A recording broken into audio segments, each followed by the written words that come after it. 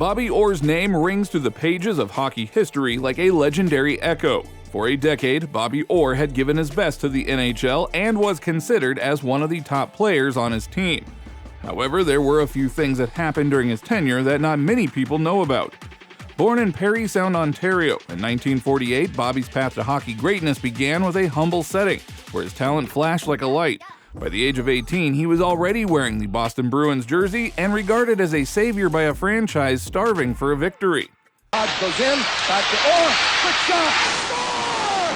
Bobby Orr with 22 seconds left! Bobby Orr! But to know about the actual truth, it is important to take a deeper look at his career. It all started at the age of 4 when a family friend purchased him a pair of skates.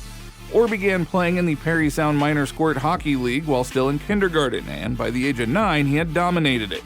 Despite being shorter and thinner than many of the older guys against whom he fought, Orr showed an unwavering determination to develop his strength, conditioning, and talent, exercising alone every day after school until dark. Orr's work ethic, along with his inherent ability, provided him a significant advantage over his competitors.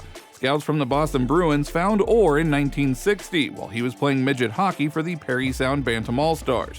When he was 13, he signed a junior amateur contract with Boston and agreed to play for the Oshawa Generals in the Ontario Hockey Association.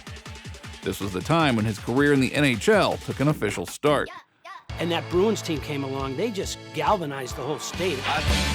Orr began his professional hockey career young. The Boston Bruins first noticed him when he was 12 years old and competing in a Bantam League Hockey All-Star game. The Bruins had sent scouts to check on some older players, but it was Orr who played all 60 minutes of the game with the exception of 2 minutes in the penalty box and demonstrated the puck possession and game management skills that he would later be known for in his professional career. At the age of 14, the Boston Bruins signed Orr for $2,800. They arranged for him to play in Canada's Junior A Hockey League, which was dominated by 19 and 20-year-olds with aspirations of making it to the NHL. Orr remained in his hometown of Parry Sound, Ontario, 3 hours away from the rink where his club, the Oshawa Generals, played and practiced. Orr did not practice with the team and only played in home games, yet he made the second All-Star team in his rookie year. He made the first All-Star squad every year thereafter, and at the tender age of 16, this also got him featured on the cover of Maclean's, Canada's national magazine. Middle of it all, that kid with the number 4 jersey from Parry Sound. The difference this year is Bobby Orr. On his way to becoming the greatest to ever play the game. On October 19, 1966, Orr made his NHL season debut against the Detroit Red Wings. 3 days later, he netted his first NHL goal against the Montreal Canadiens. However, due to his first knee injury on December 4, 1966, Orr missed 9 games of that season, and the Bruins lost 6 of them. The squad finished 17-43-10. For the season, Orr had 13 goals and 28 assists. It was one of the best rookie seasons in NHL history for a defenseman up to that date. Orr did not participate in the preseason in 1968-69, although he did appear in uniform at the start of the season. He finished the season despite the agony and finished it with 21 goals and 64 points. The action concluded on May 10, 1970, when Orr scored one of hockey's most iconic goals. The Bruins awarded Orr a solid gold puck at the end of the season, one of 4 given to each of the 4 Bruins who earned more than 100 points.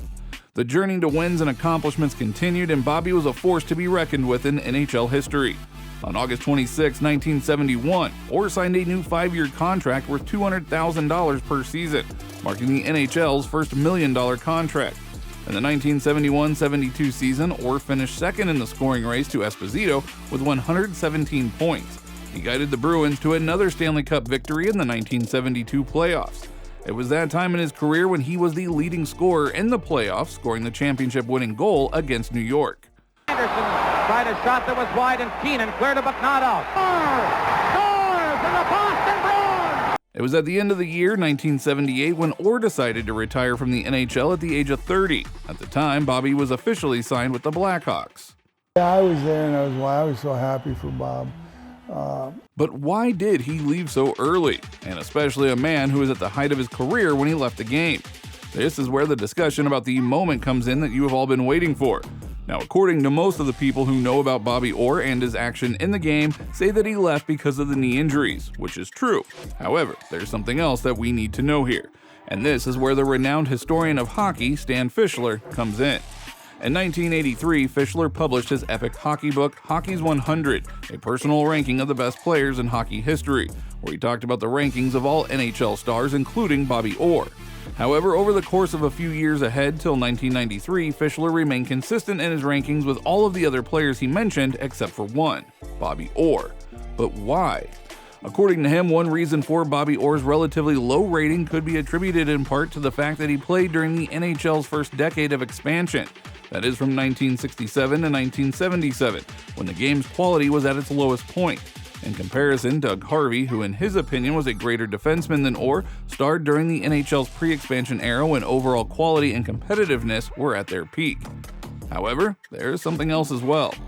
Maybe Fischler had said this because of the dark realities that were emerging at the time when Orr was deciding to leave the NHL.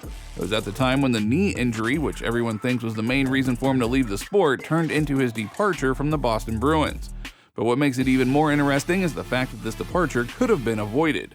I wish I could have played longer, but Orr's contract with the Bruins expired following the 75-76 season, when he was limited to 10 games due to a knee injury.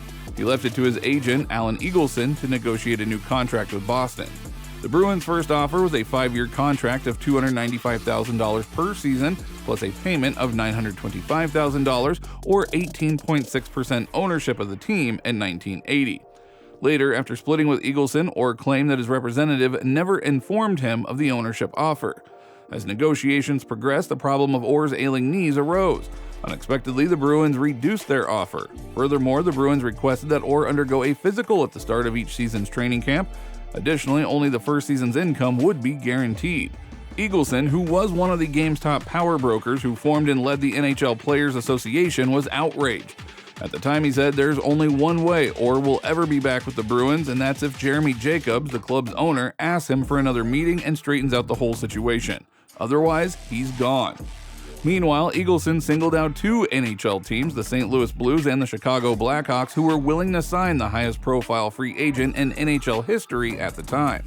As the Bruins' grasp on Orr eased, Eagleson intensified discussions with the Blackhawks until a trade was reached.